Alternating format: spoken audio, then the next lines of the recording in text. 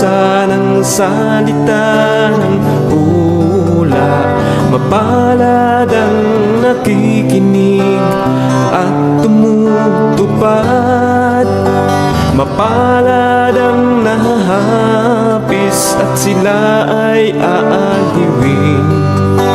Mapalad ang nagugutom at sila ay bubusugin. Ang magtiis hanggang sa wakas, sila lamang ang maliligtas. Ang magtiis hanggang sa wakas, sila lamang ang siyang maliligtas. Lalaganap ang kasamaan at sila'y magkakanuluhan. Lilitaw ang mga bulaan dito sa sanlibutan. Makipot ang pintuan patungo sa kaligtasan. Malapad ang pintuan tungo sa kapahamakan. Ang magtiis hanggang sa wakas, sila lamang ang maliligtas. Ang magtiis hanggang sa wakas, sila lamang ang siyang maliligtas.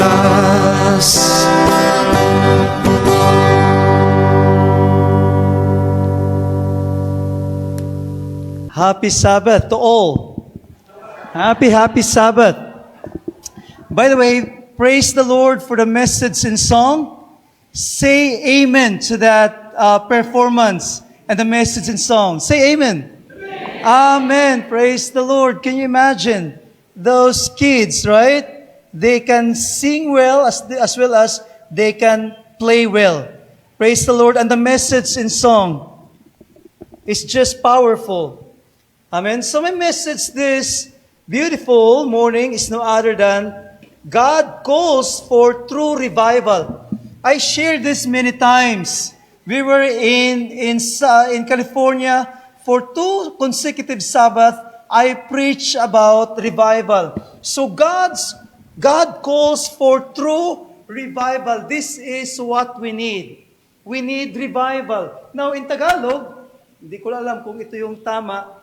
Okay, na translation, ang Diyos ay nagtawag ng totoong pagbangon.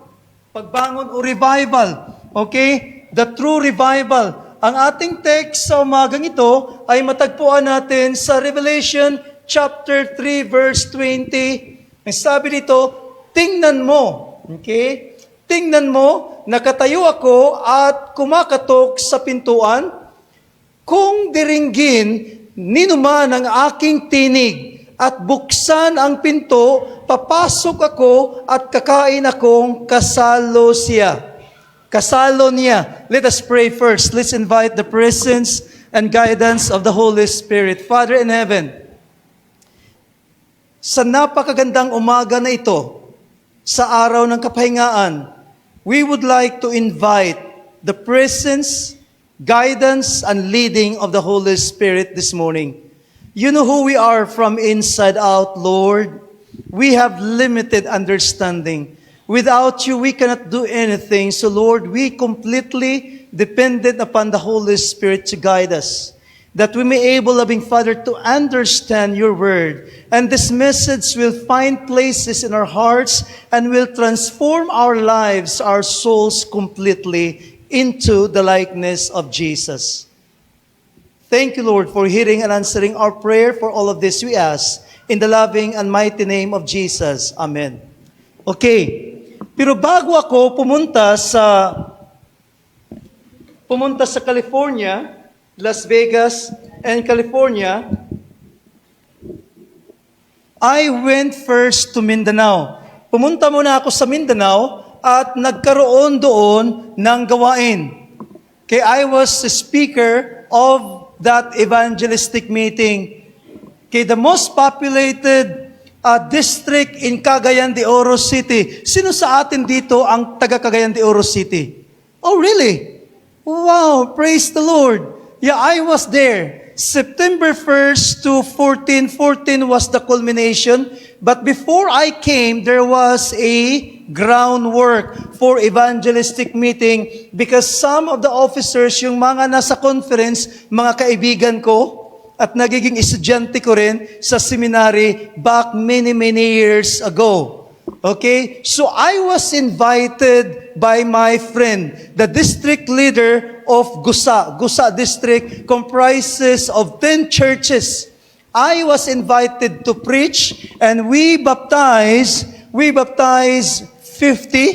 During the time, 38, but there were added, baptism later on. So all in all, we baptized 50. The visitors, seminarians who attended the seminar were about 80 to 100, plus the church members. So the attendance during the time, more than 200 people attended the seminar. And then the visitors, yung mga seminarian, mga around 80 to 100 people, and 50 of them got baptized. Okay? Now, our problem is no other than building. Because this is a church planting effort. Church planting evangelism. Wala pang church sa lugar na yun. Kaya I was invited to preach, to build a church. Now, the plan is to buy a land. Now, I have to continue to solicit financial support from members in Saipan or in Guam or even in United States. If you are willing to support, you can just talk to me after the meeting if you are. But there's a lot of people who are more than willing to support. The pastor in California, Apple Valley Church, no other than Pastor Edgar Lurin, supported. He gave $100 to support this project to build a church. Now, by the way, let's go back to our topic. The topic is God calls for true revival because this is what we need. Meron na bang revival and reformation seminar dito before? Meron na ba? I think bawat church ay meron. Kahit saan ka magpunta, there is always a program for revival and reformation because this is what we need in our time. Ang ating text ay matagpuan sa Pahayag, Kapitulo 3, versikulo 20. Okay? God calls for revival and reformation. Ito yung sa English na binasa ng ating kapatid. Okay? Okay? Ano po ang revival? Ang revival, dito sa Tagalog, sabi dito, ang literal na kahulugan nito ay upang buhayin o pasiglahing muli. Kasi bakit po? Tayo po, samantalang naghihintay sa ikalawang pagparito ni Kristo, tayo ay nangihina. Marami sa atin ang naghihintay sa ikalawang pagparito ni Kristo for 20 years and 30 years. Dahil sa haba ng paghihintay, tayo po ay nangihina sa ating pananampalataya. Ang tawag dyan is Advent fatigue. Advent fatigue is common not just in Philippines but particularly in United States of America. Advent fatigue is just horrible because we lost our spiritual vigor. We lost our enthusiasm and excitement to preach the gospel. We will find out later on. Okay? But prior to that, I would like to share this precious and wonderful creature of God. This is what we call Pacific salmon. Sino po sa atin ang nakakita na o nakakain na ng Pacific salmon? Sino po sa atin ang nakakaalam ng Pacific salmon? Alam niyo? Buti pa kayo. Ako, pareho tayo, hindi ko alam. Nakakain na ako ng salmon, but I don't know that was Pacific salmon. Pero po, ang Pacific salmon is very special. Because why? When they are born and they are juvenile, yung bata pa sila, yung mga bata pa ang salmon na ito, ang kanilang ginagawa, they need to familiarize the smell.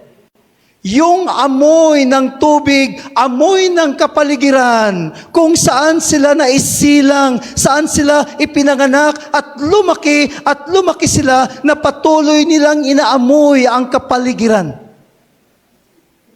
When they grow up, anong ginawa ng salmon na ito? Pupunta sila sa malalayong mga lugar, pupunta sa iba't ibang mga water streams, miles and miles away from the streams that they were born and raised.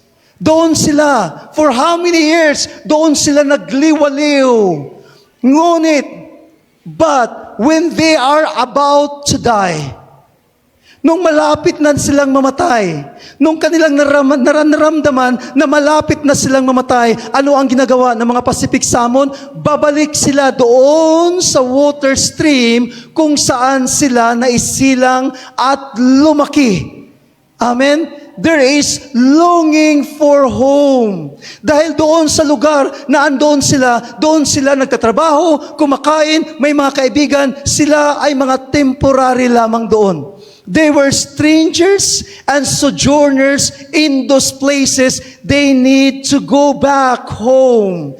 As they navigate going back home, they use the earth magnetic field as their compass. They have a memory bank in their brain. That smell memory bank. Yun ang kanilang guide as they travel, as they navigate going home, and finally, they reach their home and they die. And sometimes, doon sila manganak at doon sila mamamatay. Amen? Isn't it amazing? Na may mga isda na ganun, na bago mamatay ay bumalik doon sa lugar na doon sila naisilang. Mga kapatid, we are also longing for home. Longing for home. Where is our home? Our home is no other than heaven. Amen? We are longing for home. We are just stranger and foreigner and sojourners in this earth. This earth is not our home. This earth, this polluted earth is not our home. This earth will be changed after 1,000 years, but within 1,000 years, God's people are in heaven, will be in heaven. We will be living very soon. God is looking for people who truly believe that this earth is not their home. God is looking for people, group of people, maybe individual or group of people who firmly believe that they will be living very soon and this earth is not their home. Amen? Are we the ones? Okay, are we the ones? Now, let's proceed. How many people throughout the world right now? Ilan ang population sa buong sanlibutan? There are 8.1 billion people throughout the world. Napakarami po nito. 8.1 billion people throughout the world. And how many Seventh-day Adventists throughout the world? How many Seventh-day Adventists throughout the world? Only 22 million. If you get the percentage, there is only 0.27% among the 8.1 billion of people throughout the world. Only 0.27%. Wala man lang 0.5%. Now let's proceed. Christianity throughout the world is 238 billion. Islam is 1.91 billion. Hinduism is 1.16 billion. Buddhism, 507 million. Mas marami pang Buddhism kaysa Seventh-day Adventists, and so on and so forth. Now, let's get the percentage. Christianity in the world is 2.38 billion. And how many Seventh-day Adventists? Only 22 million. And what is the percentage of Seventh-day Adventists among Christianity throughout the world? Is only 0.92%. Nakita mo na? 0.92% lang. Napakababa ng presensya ng Seventh-day Adventists among Christians throughout the world. What else? In United States of America, in which our church belong, okay, North American Division, the population of United States of America is 340 million. Population in Canada is 38.8 million. And then if you total them, tapos, i-divide mo, kunin mo ang percentage, in United States of America, there is only 0.32% are Seventh-day Adventists. Right? Only 0.32% among the population. Can you imagine? Okay, ano pa po? Population of Southern Asia Pacific Division, yung ating division dito na andito ngayon sa Philippines. Ano po ang population sa mga countries na belong sa SSD? 675 million. And how many Seventh-day Adventists throughout SSD? Only 1.6 million members, and there's only 0.24% of Seventh-day Adventists throughout Asia Pacific Division. Southern Asia Pacific Division. Napakaliit lang po. Now, the question is why? Bakit napakaliit lang ng percentage sa mga tao, Kristiyano, dito sa Asia, sa atin, at sa States, throughout the world, bakit napakaliit lang ang presensya ng Seventh-day Adventist dito? Bakit kaya mga kapatid? This is very common. You know, the answer is, number one answer is what? Is what? Okay, what is that answer? The answer is because only minority ang makapasok sa langit. Ang mga tao ng Diyos, minority lamang. By the way, how many percent was that? 65 million and then divide by 1.6 million divided by 675. I have to calculate that again. I think it's not 0.24%. It's more than that. That's a clerical error. Bakit po kunti lang ang Seventh-day Adventists? Bakit kaya?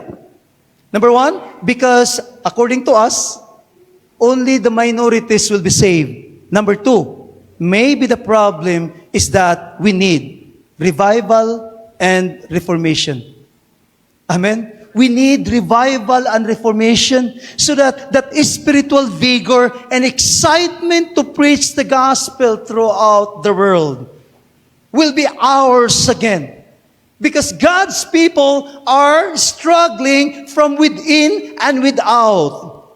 Amen? We are bombarded with trials and problems. We are bombarded with our spirituality. This earth is covered by the dark cloud of sin and its degradation, and we are affected. Kaya nga tayo nanghihina sa ating mga pananampalataya. Tayo hindi nagbubunga. Dapat tayo nagbunga sa ating pananampalataya. Marami dapat ang mga membro sa church natin. Right? Is it possible to do that? You know, I'm sharing those information, data not to discourage us, but to motivate and remind us that we are facing a giant. Right? We have a giant to hit. We have a mountain to climb.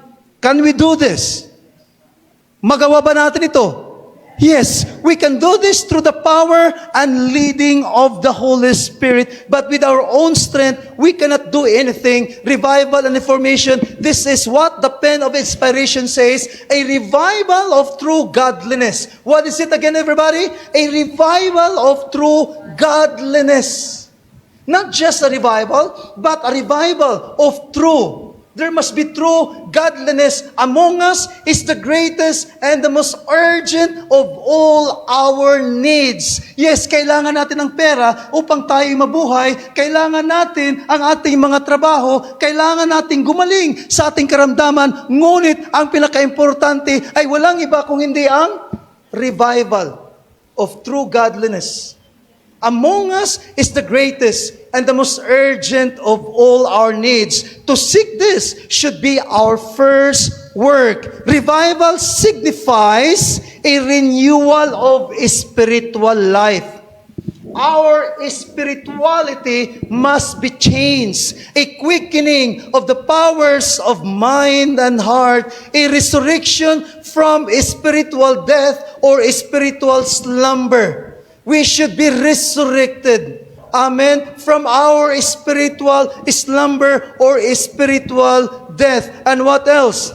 And reformation signifies a reorganization. It changes in ideas and theories, habits and practices. Reformation will not bring forth the good fruit of righteousness unless it is connected with the revival of the Spirit. Revival and reformation are to do their appointed work. And in doing this work, they must blend. Okay? Revival is only possible through the power of the Holy Spirit. Without revival, there is no reformation. Without revival, there is no changes in our lives. Walang revival, hindi mabago ang ating mga pag-uugali. Hindi mabago ang ating mga pag-iisip. Hindi mabago ang ating mga sinasalita. Kung meron sanang revival sa church, walang away sa church. Lahat ay nagmamahalan. There is love. There is kindness. Right? Everybody should receive encouragement and comfort. We need revival in the last days. I like this quotation from Howard Spring. Howard Spring is not Seventh-day Adventist, but I like his quotation because his quotation has something to do with our spirituality. He says, the kingdom of God is not going to advance by our churches becoming filled with men. Hindi daw ito mag-advance. Ang kingdom of God will not advance having our churches filled with man. What is this all about? Ang ibig sabihin nito, hindi yung karamihan. Dumadami ang church. Hindi ito ang pinaka-importante. Ang inahabol natin, dadami ang church. Pero hindi ito according sa kanya. The kingdom of God is not going to advance by the churches becoming filled with man, but by man in our churches becoming filled with God. This is what we call quality. Sa 22,000 na membro sa church na ito, o 22 million, ilan doon ang naiwan sa church? Do you think the 22 million are still in the church? Libro lang yun. Baka ang 1/5 or 1/10 ay wala na sa church. Na backslide na. Amen? Ngayon, kung ang 22 million, meron lamang 10 million na maka-experience ng revival and reformation, can you imagine? Kung 10 million ay nabago ang buhay, ang kaluluwa, at nakaranas ng revival at reformation, and they preach the gospel, and one soul is converted by one, so 22 million, o 10 million, so therefore may ma-added sa church na 10 million. Ay, mataas yun. Gawin natin 5 million. Kung ang 5 million nakaranas ng revival and reformation, and they preach the gospel, and each of them win one soul, ano mangyari sa atin? Magiging 27 million na dapat ang church. Ibig sabihin, wala pang 5 million. Ang may pagnanais na ipangaral ang pabalita doon sa mga tao na nasa kalang paligid. Hindi na natin kailangan ang evangelistic meeting. Right? Hindi na natin kailangan ng mga evangelist. Yung membro lang na na-convert, na bago ang buhay, at ipangaral ang pabalita. Bawat isa, huwag ka nang magbigay ng Bible study na 5. Just one. Kung ang kalahati nito, kung maybe 5 million lamang, ay may pagnanais na ipangaral ang pabalita, nako, baka next month, nagiging 27 million na ang membro sa church, but our problem is no other than revival. Revival. Okay? Ang sabi dito, sabi ni Howard Spring, the kingdom of God, I think this is not the one. The next one, it says here, true revival means nothing less than a what? A revolution. Casting out the spirit of worldliness. This is our problem. We are being entertained by the world. Ang ating isip, ang ating buhay, ang ating iniisip ay nasa sanlibutan pa rin. Bagamat nasa katotohanan na tayo, pero tayo ay nasa sanlibutan, naapektuhan tayo. We are being entertained. Let's go later on. We will talk about it later on. Casting out the spirit of what? Worldliness. Making God's love triumph in the heart. Worldliness. Okay, this is our situation. We know this song, right? We sang this many times. Oh, to grace, how great a debtor daily I'm constrained to be. Let thy goodness like a feather bind me closer still to thee. But look at this part here. Prone to what? Prone to wonder. Lord, I feel it. We wander from the presence of God many times. Prone to leave the God I love. Here's my heart, and this is the answer, our immediate answer to God's love. This is what we call our desire of true revival. Our answer to God's love is, here's my heart, andito ang aking puso. Oh, take and seal it for thy courts above. Amen? Prone to wonder, Lord, I feel it. This is our daily experience. We wander from the love of Jesus. We are just active when we are in the church. How about Sunday? How about Monday? How about Tuesday? Ano ang ating mga pinagagawa? Amen? Dapat tayo ay mga 7 days Adventist. Dapat baguhin natin yung pangalan eh. Anyway, alam na natin na we are 7th day dahil sa Sabbath. Dapat 7 days Adventist tayo, hindi lang 7th day. Kasi kung 7th day, namumuhay ka ng kabanalan, sa ikapitong araw lang. Pagka Lunes, wala na. Okay, bye. Pagka Martes, bye. Ako naman ang masusunod. You know, we need to experience revival and reformation. Now, let's go to this verse. The Laodicea, the cure for lukewarm Christianity. Ang verse natin sa umagang ito, Revelation chapter 3 verse 20, is the what? The invitation of Jesus to the lukewarm Laodicea church. We know, alam natin that there are 7 churches in Asia Minor. In Asia Minor, there are 7 churches, and these 7 churches are also the apocalyptic churches. These 7 churches represent the 7 churches in the history of Christianity. Ephesus, Smyrna, Pergamos, Thyatira, Sardis, Philadelphia, and the last church is no other than Laodicea Church, Laodicean Church, the lukewarm church. In chapter 3 of Revelation, the rebuke of Jesus to the Laodicean is found in Revelation chapter 3 verses 15 to 17. Ang pagsansala ni Kristo sa church sa Laodicea, matagpuan natin sa Revelation chapter 3, 15 to 17. And then, and the solution of the problem of the Laodicean is found in verse 18, in Revelation chapter 3, verse 18. Now, verse 20, our text for today is the invitation. of Jesus to the lukewarm Laodicean church.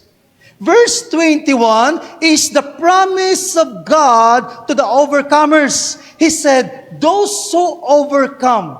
In the Laodicean church, even though Laodicea is a lukewarm church, there will become overcomers. Merong magtagumpay. Therefore, we have hope. Bagamat tayo ay lukewarm, meron pa tayong pag-asa, because Christ is a God of mercy and love. He is more than willing to forgive us. He is in the business of changing your life and changing my life and changing our lives. That's the business of God. Kung meron kayong mga kahinaan, tayo kahinaan, makasigarilyo, naninigarilyo pa ang iba sa atin, umiinom pa ng alak, nagsusugal, kung ano man, o drugs, kung ano man ang ating mga kahinaan, there is no sin that God cannot forgive. The Bible says, if we confess our sins, He is faithful and just to forgive us from all our sins and to cleanse us from all unrighteousness. 1 John 1:9. He is in the business of changing people's life. Bring it to God. We need revival and reformation. This is a seventh church, and the seventh church is lukewarm. Amen? Tayo po yan. Yeah, tayo po yan. Huwag kayong magtaka na ngayon medyo masigla kayo, masigasig, kinabukasan, wala na. Humihina na sa pananampalataya because that's who we are. But this morning, we have to study what we should do in order for us to be consistent with our relationship with God. Sabi dito, behold, tingnan natin yung ating Biblia. Sabi dito, behold. Bakit sinabi ni Kristo na behold? Bakit sinabi ni Kristo na tingnan ninyo? Sino ang ating tingnan? Walang iba kung hindi si Kristo. Why behold? Bakit po? Dahil ang ating focus ay iba. Hindi si Kristo. Kaya alam ni Kristo ang ating pangangailangan. Kaya sabi niya, behold, huwag kang patingin-tingin kung saan-saan, tingin ka sa akin. Because God's people in the last days are being entertained with a lot of things. We are entertained with politics. Seventh-day Adventists are so knowledgeable when it comes to politics. Malapit na naman ang eleksyon. Kilala natin, marunong tayo sa politics. Pero ang sabi ni Kristo, behold me, not politics. What else? The downfall of economy, finances. Our focus is our work. Most of the time, we focus about money, how to earn more money to supply the needs of our family.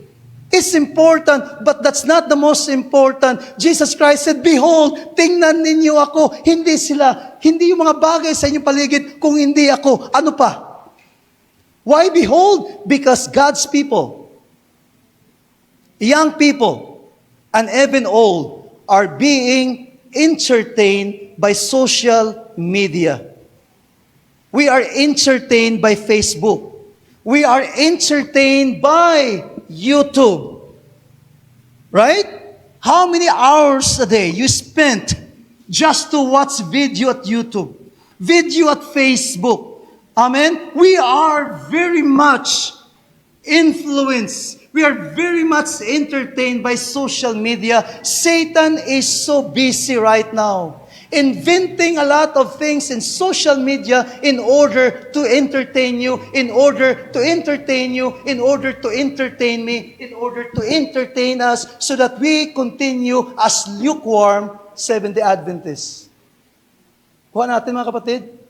Is social media bad? Kasalanan? Mali ba kung ikaw ay nag-open ng social media? No, it's not. As long as you use social media as a platform to preach the gospel. Right? Marami akong pinapadalhan na messages through Messenger. Messages na hindi kung ano-ano man. Messages all about the Bible, all about the spirit of prophecy, because social media is not bad as long as we use social media as a platform to what? To spread the good news of salvation. Right? to spread the good news of salvation, to spread the glad tidings of the kingdom throughout the world. It says here, behold, and the next word is no other than I. I refer to Jesus Christ, and the next word is stand. Kung basahin natin sa Tagalog, basahin natin sa English, ang stand dito is present tense. But actually, if you read it in Greek, the word stand is past tense. Nangyari na. Ang action, nangyari na noon. Ngunit, ang resulta sa action na yun, nagpatuloy hanggang ngayon. Kagaya ba ng pagkapako ni Kristo sa krus?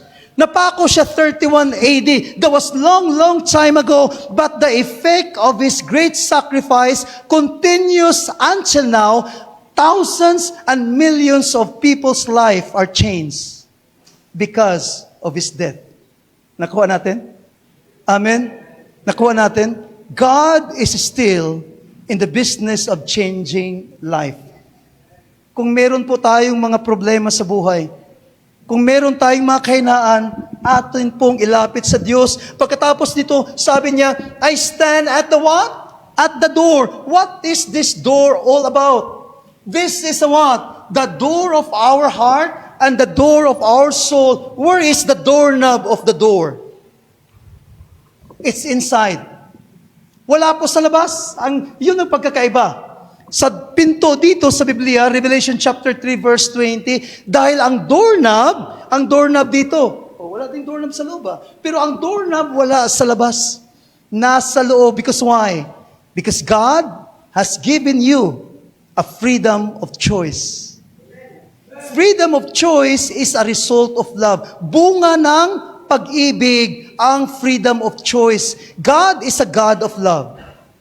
Right? If you love somebody, give that person freedom to say yes or to say no. Amen? This is a freedom of choice. The door here referred to is under the control of man. The doorknob is inside. And each person may open or shut it at will. Christ awaits each man's decision. This is the door to a man's soul by His love, through His word, and through His providences. Christ knocks at the door of the emotions, yung ating feeling, by His wisdom at the door of the mind, and by His lordship, the door of the conscience, and by His promises at the door of man's hope. Mayroon pa rin pag-asa ang mga Laodicea sa huling mga araw. We still have that hope because Jesus Christ said in Revelation 3:20 that they will overcome. There will be overcomers, not only one, not only two, but there will be a lot of Laodiceans who will overcome. If anyone, it says here, the door and knock. Yung sinasabi dito na knock, yung pag kumakatok, yung knock dito po ay present tense. Hindi siya past tense, not future tense, it's present tense. It implies that Jesus Christ is still knocking at the door of your hearts right now. He is knocking 24 hours a day. Have you heard that knocking at the door of your heart? He's knocking 7 days a week. He's knocking 30 days a month in common. He's knocking 365 and 1/4 days. There is no holiday for Jesus when it comes to knocking. There is no Thanksgiving Day. There is no Christmas Day. There is no New Year's Day. Labor Day. There is no holiday for Jesus when it comes to knocking. Pag sinasabi ng Biblia na si Kristo ay kumakatok sa ating puso, ano po ang ibig sabihin nito? Ito po ay trabaho o gawain ng banal na Espiritu. Yung knocking dito is conviction from the Holy Spirit.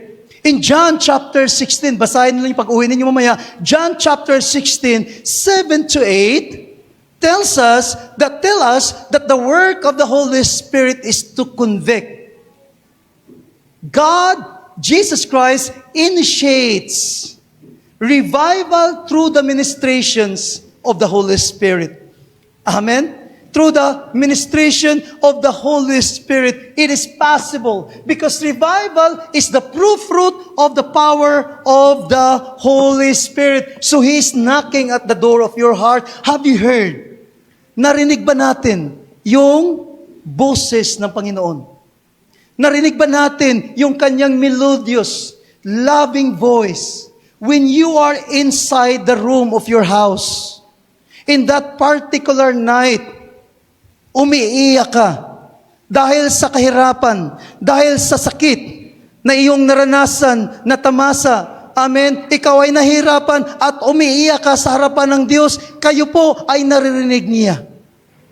Amen. Kung ikaw ay nahirapan dahil sa mga problema o sakit na iyong naranasan, andoon si Kristo inyong nakasama.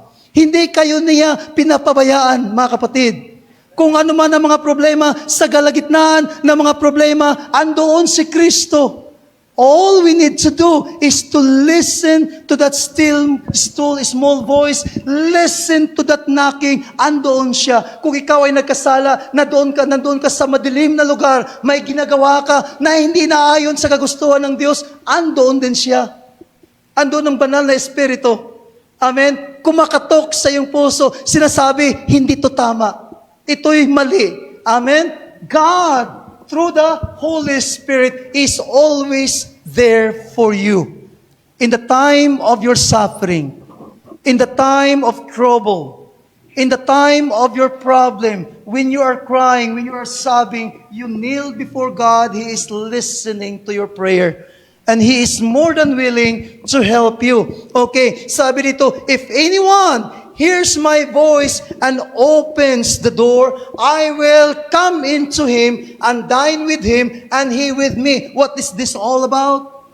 During the time of Jesus Christ, if somebody invited you to eat with them, kung ikaw na imbitahan, nakakain kasama nila, ano pong ibig sabihin nito? It means that you are close to the family. You are close to that person. You have intimate and close relationship. When you open the door of your heart, when you open the door of your soul, inyong ating hayaan si Kristo na papasok sa ating mga kaluluwa, papasok sa ating mga puso, magkaroon tayo na mas malapit at malapit na relasyon kay Kristo. We call this intimate and close relationship. That's why the praise we eat or I dine with them. He's knocking. Do not allow Jesus to keep on knocking at the door of your hearts right now. Amen? Allow Him to enter your soul, to enter your life. Now, there is a quotation from Mark Finley. Sabi dito, the more we pray and study the Word and revival takes place in our hearts, the more we're going to desire to witness, and the more we desire to witness, and the more we're going to experience revival. This is Mark Finley, our international enthusiastic speaker. Okay, evangelist, the more we pray and study the Word, the Bible, and revival takes place in where? In our hearts, sa ating mga puso. And the more we're going to desire to witness, and the more we desire to witness, the more we're going to experience revival. I would like to add. Okay? It says here, the more we're going to experience revival. I would like to add, dagdagan ko po. The more we experience revival, reformation takes place in our soul. Reformation takes place in our character. With the more we experience revival and reformation, the more we experience the daily baptism of the Holy Spirit. The more you and me, all of us experience the daily baptism of the Holy Spirit, the more we qualify to experience the final baptism of the Holy Spirit after the close of probation, during the time of trouble, during the time of Jacob's trouble, after the close of probation, we will receive the outpouring of the Holy Spirit. When we experience the outpouring of the final outpouring of the Holy Spirit, it qualifies us to meet Jesus in the clouds of heaven in that bright and glorious morning of the resurrection. When He comes, we will meet Him. We can see Him. All eyes shall see, Revelation chapter 1, verse 7. And in 1 Corinthians chapter 15, 51 to 54, we will be changed by a twinkling of an eye. Kung kayo ngayon ay nahirapan sa inyong mga karamdaman, kung meron kayong mga sakit, okay, you will be changed by a twinkling of an eye. And it begins with revival. Revival, okay, of true godliness. Now, just give me maybe 10 minutes to wrap up. So, there are 4 significant elements of revival. There are 4 significant elements of revival. Number 1, what is that element? Element number 1, talk to God. What is that talk to God all about? Talk to God means we have to what? To pray. We have to pray. How often you pray? Okay, nanalangin ka lang ba kung ikaw ay kakain na? Okay, we should pray as often as possible. Amen. We should pray. We should have emphasis on our prayer life. Do not stand up right away when you pray. After you pray, listen to the still, small voice of the Holy Spirit. Listen to the answer of your prayer. Because God will answer your prayer sometimes on the spot. When you close your eyes, when you kneel down, God can answer your prayer right away. We should have a solitary place of in our place to pray, just like what Jesus did in Mark chapter 1 verse 35. Early in the morning, Jesus went to a what? Solitary place and pray and talk to His Father. It says here, rejoice always, pray without ceasing, give thanks in all circumstances. Do not just pray when you are happy. Do not come to church when you're when you are happy. No, even though when you are sad, even though you are struggling with problems and trials with sickness, you have to pray. Pray to God in all circumstances, for this is the will of God in Christ Jesus in you. This is the will of God. And prior to that, when you pray, you need to rejoice. Do not approach the throne of God on your face. It's just like you are so sad. Amen? Dumbfounded. You should approach the throne of God with joy. Amen? With joy. Kahit po, kung nasa church tayo, kung sino yung manalangin sa harapan, dapat po may joy sa mukha. Because of the presence of God.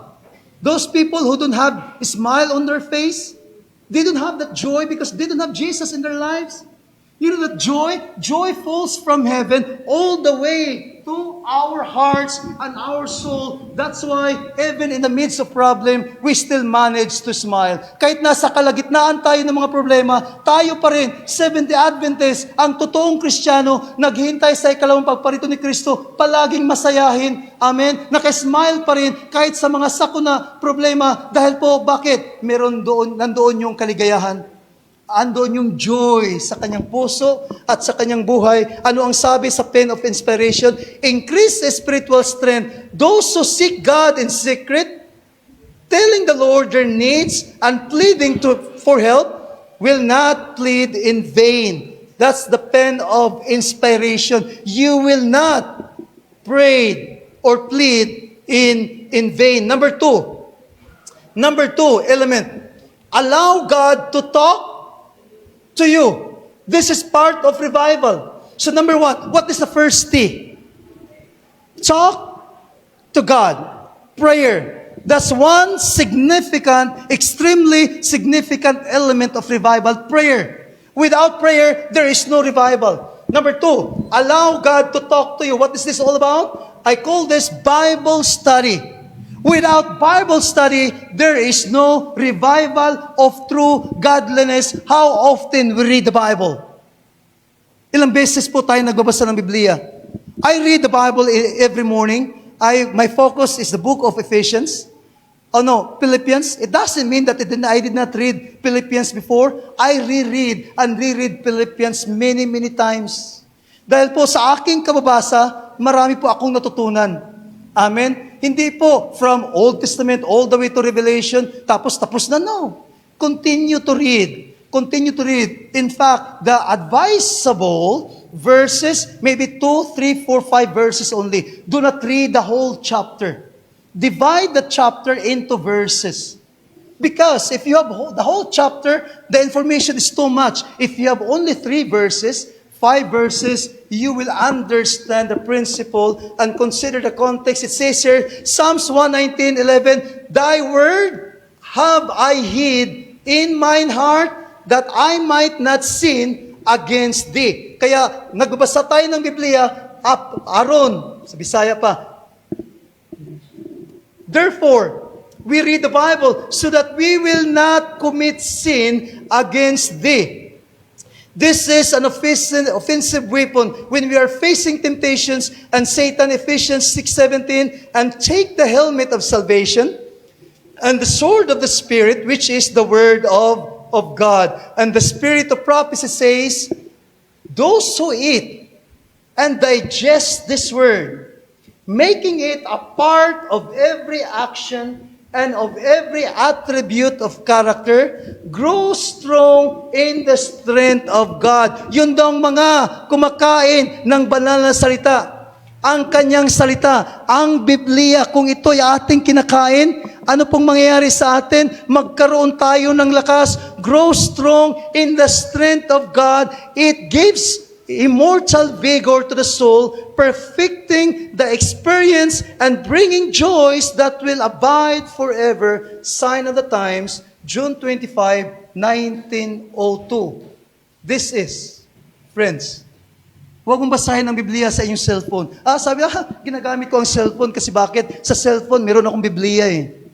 Mga kapatid, alam ba ninyo kung ginagamit nyo ang cellphone sa gabi?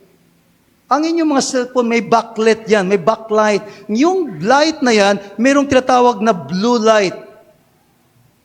Blue light suppresses the production of melatonin. Okay, melatonin is being produced by the back of our brain. We call it pineal gland. Ngayon, kung palagi kang nagsa-cellphone, kahit gabi, anong mangyayari sa'yo, hindi ka makatulog kaagad. That's why the problem of the world right now is sleeplessness because of too much cellphone, too much gadget. According to research and study, 3 hours before you go to bed, you have to off your cellphone. So kung plano mong matulog ng 9 o'clock, 6 o'clock pa lang, patay na yan. Baka marami sa atin dito ang hindi masyadong nakakatulog dahil sa kapatunood ng video or movies sa YouTube.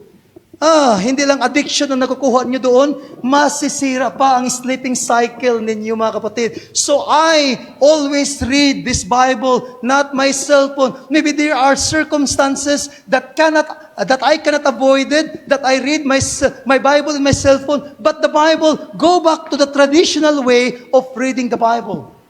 Kaya nga, meron tayong Biblia para basahin natin. Hindi yung cellphone. Kasi pag nagbasa tayo ng cellphone, mamaya-maya, meron ng notification, iwanan tong Biblia, punta sa notification, wow, and then go back sa Bible again. Kita mo na? Right? Pagtulog ninyo, mga kapatid, off your cellphone. Okay? Off. Because the light is very dangerous now. The third element of revival, vital element of revival is no other than talk to your brethren. And what is this all about? This is all about fellowship. That's why coming to church is extremely significant.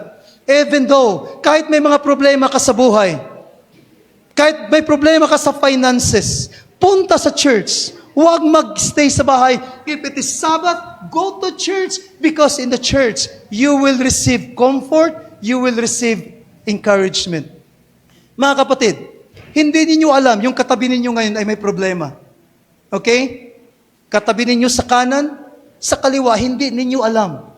Amen? Kaya nga kung ako ang nagdadala ng lesson sana, hindi dapat ganito ang upuan. Dapat ang upuan mag-perform ng circle so that everybody can participate, everybody can share their ideas, their experiences in life, because through a small group, members of the church will be comforted.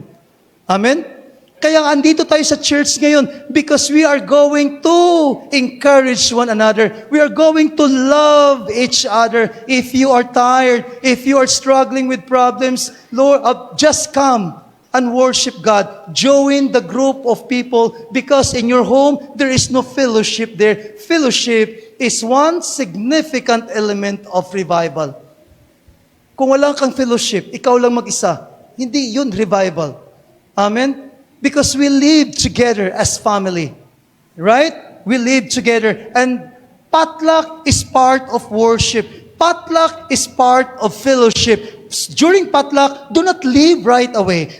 After church, do not leave right away. Join God's people as we eat together. We talk together. We talk about the lessons. We talk about our spirituality, about our faithfulness. You should stay and join. If there is activity in the church, Wednesday night, Friday night, we should come and join because those are important elements for us to grow. Kung may mga gawain sa church, you should participate, you should join because those are part of revival. It says here, therefore, encourage one another and build each other up just as, in fact, you are doing. And the Spirit of prophecy says, God's appointed means by which we have opportunity to speak with one another and to gather all the help possible to prepare in the right way to receive in the heavenly assemblies the fulfillment of the pledges of our inheritance. This is God's appointed means which we have opportunity to speak during fellowship. And the last one, the last element of revival is no other than talk to non-believers, and I call this witnessing. Amen? Witnessing. Talk to non-believers. Your neighbors, your loved ones who are not yet in the truth, na wala pa sa katotohanan, kausapin mo sila, ipangaral mo sa kanila ang katotohanan na nasa sayo. Alam mo, ipangaral mo sa kanila upang ang kanilang buhay ay mabago din. Witnessing. Right? If we experience without witnessing, there is no revival. Remember what Mark Finley says? The more we pray and the more we read the Bible, the more we have desire to witness. Amen. So therefore, witnessing is one of the vital elements of revival. Witnessing is not a gift, but a what? A commission. So witnessing is not just for the pastors. Witnessing is not just for all the leaders of the churches. Witnessing is for all of us. It's our responsibility. When you are baptized, kung nung pumunta ka sa tubig, na ikaw na bautismuhan, you are bound by a responsibility to do witnessing. You are bound. This is your responsibility. This is my responsibility. This is not a gift, but this is a commission. In Matthew chapter 5, verse 14 to 17, you are the light of the world. A city on a hill cannot be hidden. Neither do people light a lamp and put it under the bowl. In verse 16 says, in the same way, let your light shine before men, that they may see your good works and praise your Father in heaven. Amen? Let your light shine. Ito po ay utos. Ito po ay command to let our light shine before men that they may see your good works and glorify your Father in heaven. We are Christ's witnesses and we are not to allow worldly interests and plans to absorb our time, our attention. Okay? We should focus on our work. We must focus on Jesus. The more you constantly behold Jesus, soon you will be like Jesus. Amen. His righteousness and His perfect character will be yours if you focus on Jesus Christ. Right? The more you behold Jesus Christ, the more you become like Him. Because why? What we constantly behold, soon we become. It says here, sympathize with them in their trials and disappointments. This will open the way for you to help them. Speak to them of God's promises. Pray with and for them. Inspire them inspire them with hope. Amen. As we share the gospel, we must share, or we must show kindness and love to those people around us, sympathize with them in their trials. And to close my long sermon, I have to share this story. Prayer is the secret of power. Evan Roberts, there was a great awakening many years ago in 1905. We call this a Wales revival. What happened that time? What happened that time? In Wales, in 1904, 27-year-old Evan Roberts was burdened to pray for 100,000 souls to come to Christ. Soon the flame of revival burned into the hearts of hundreds of tough-minded coal miners. They threw down their picks, and soon revival spread across Great Britain. The sovereign move of God became known as the Wales Revival, where it is calculated that over 100,000 professions of faith in Christ were made. A news reporter interviewed a policeman in London as to where the Wales Revival took place or found. The police officer placed his hand over his heart and replied, "The Wales Revival is inside this uniform." Revival begins with what resides in our hearts. It begins here. Amen. And our lives, our soul will be completely changed. Amen. Who among us this morning or this afternoon wants to experience that revival? Can you raise your hands? Raise your hands. Do not be ashamed. If that's the desire of your hearts. Sorry, because I am evangelist. I keep on asking decision. Shall we all stand? Shall we all stand? If you cannot stand, just remain seated. But if you can stand, just stand and we can pray. Okay? Let us pray. Let us pray. Father in heaven, your people humbly come before thy throne of grace this beautiful afternoon of the Sabbath. We praise you and thank you, Lord, for the message that we heard. We praise you and thank you for the leading and guidance of the Holy Spirit. Dear loving Father, this is our desire, to experience revival and reformation, dear Lord.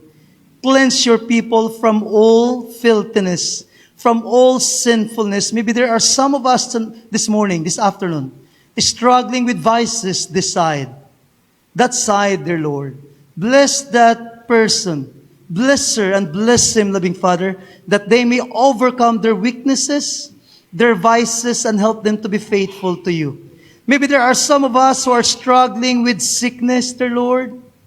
Touch them with your righteous healing hand right now. In the name of Jesus, heal their sickness and help them to live longer, that they may be able to continue to serve, honor, and worship you. I pray for this church in a very special way. For the pastor, all leaders, elders, and members of the church, that they will be in one accord. They will be united as they preach the gospel of salvation to those people around them and throughout Cavite and throughout the world, and this church will continue to grow. Thank you for hearing and answering our prayer. For all of this, we ask in the loving name of Jesus, and all of us say, Amen. God bless and happy Sabbath. Mapalad ang bumabasa ng salita ng pula. Mapalad ang nakikinig at tumutupad. Mapalad ang nahahapis at sila ay aaliwin. Mapalad ang nagugutom at sila ay bubusugin. Ang magtiis